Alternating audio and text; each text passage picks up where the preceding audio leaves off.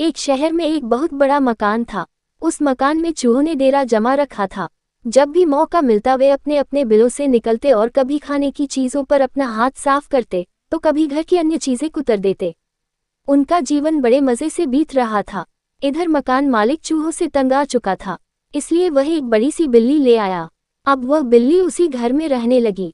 बिल्ली के आने से चूहों का जीना हराम हो गया। जो भी चूहा बिल से निकलता वह उसे चट कर जाती। चूहों का बिलों से निकलना मुहाल हो गया।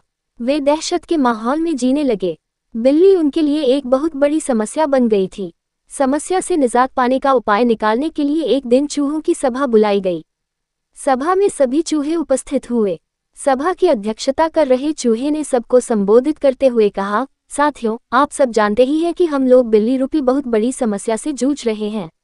वह रोज हमारे किसी न किसी साथी को मारकर खा जाती है। बिलों से निकलना मुश्किल हो गया है, लेकिन इस तरह हम कब तक बिल में छुप कर रहेंगे।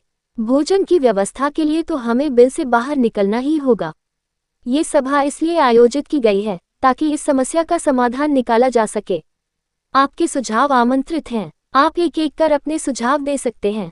एक एक कर सभी चूहों से इस समस्या पर अपनी अपनी सोच के हिसाब से सुझाव दिए, लेकिन किसी भी उपाय पर सब एकमत नहीं हुए। तब अंत में एक चूहा उठा और चहकते हुए बोला, मेरी दिमाग में अभी अभी एक बहुत ही बढ़िया उपाय आया है। क्यों ना हम बिल्ली के गले में एक घंटी बांध दें। इस तरह बिल्ली जब भी आसपास होगी उस घंटी की आवाज़ से हमें पता चल जाएगा और हम वहां से भाग जाएंगे। कहो कैसा लगा उपाय। सारे चूहों को ये उपाय बहुत पसंद आया। वे खुशी में नाचने और झूमने लगे, मानो उनकी समस्या का अंत हो गया हो। तभी एक बूढ़ा और अनुभवी चूहा खड़ा हुआ और बोला, मूर्खों, नाचना गाना बंद करो और जरा ये तो बताओ कि बिल्ली के गले में घंटी कौन बांधेगा। ये सुनना था कि चूहों का नाचना गाना बंद हो गया। बिल्ली के गले में घंटी बांधना अपनी जान से हाथ धोना था। कोई इसके लिए तैयार नहीं हुआ। सभा में शांति छा गई थी।